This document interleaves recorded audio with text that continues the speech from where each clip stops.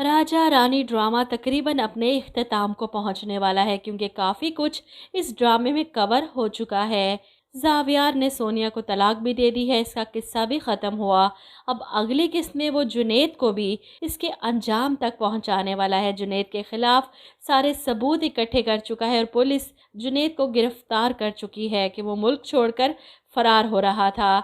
ऐसे में कमरे अदालत में जावियार खुद जज को सारे सबूत दिखाता है जो जुनैद के खिलाफ हैं, और ये भी बताता है कि ज़फ़र हमदानी साहब का मर्डर हुआ तो इस कमरे में एक वाज मौजूद था। इस वाज का एक टुकड़ा चंद दिन पहले हमें मिला जिसमें जुनैद की उंगलियों के निशान मौजूद थे, और ये फोरेंसिक रिपोर्ट भी साथ है। अब जाहिर सी बात है जुनैद का वकील जावियार की बातों को झुटलाने की कोशिश करेगा, लेकिन सोनिया की बनाई गई वीडियो में एतराफ़ जुर्म देखकर जज फ़ौरन अपना फ़ैसला सुना देंगे। जुनैद की घबराहट और इसका हाइपर होकर चीखना अदालत में इस बात को साबित कर देगा कि इसने ज़फ़र हमदानी का मर्डर किया है, और कत्ल का इल्ज़ाम साबित होने के बाद इसे सज़ा सुना दी जाएगी। जुनैद तो अपने अंजाम को पहुंच जाएगा, लेकिन इसकी माँ रोएगी अपने बेटे का ये अंजाम देखकर कि सारी ज़िंदगी का रोना लिखा है इस औरत का, जिसने अपने पैसे के लालच में अपने बेटे को इस हद तक पहुंचा दिया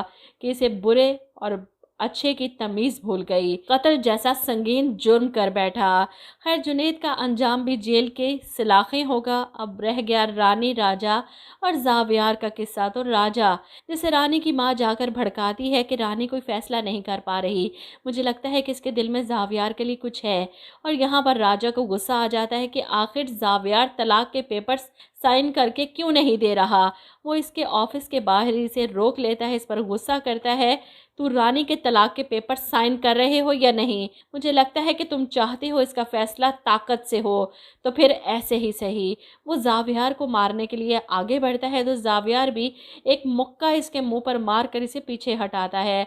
दोनों की लड़ाई शुरू होती है तो वहाँ मौजूद लोग इन दोनों को पकड़कर रोकते हैं, लेकिन जावियार का पड़ा हुआ मुक्का राजा की नाक को जख्मी कर जाता है और वो नाक पर पट्टी बांधे रानी को दिखाता है कि मुझे जावियार ने मारा है।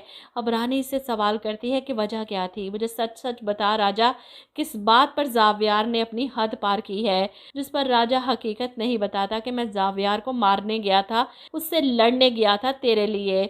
उल्टा जावियार को बुरा बनाता है। ये जख्म, ये निशान जहाँ से खून बहा, किसी ने मोहब्बत में तो नहीं दिया होगा, नफरत में ही दिया है। और रानी पहुंच जाती है जावियार से लड़ने, इससे सवाल करने कि तुमने राजा पर हाथ क्यों उठाया, इसे क्यों मारा, हम दोनों के मसले में राजा को क्यों बीच में लेकर आ रहे हो। जिस पर जावियार को गुस्सा आता है कि दरमियान में मैं नहीं, दरमियान में वो आया है। और रानी जो गुस्से में सब भूल जाती है, राजा की हिमायत में जावियार से लड़ पड़ती है कि वो बचपन से रहा है और हमेशा से था मेरे साथ। जावियार चिल्लाता है तो वो इस वक्त कहाँ था जब तुम्हें उसकी सबसे ज़्यादा ज़रूरत थी।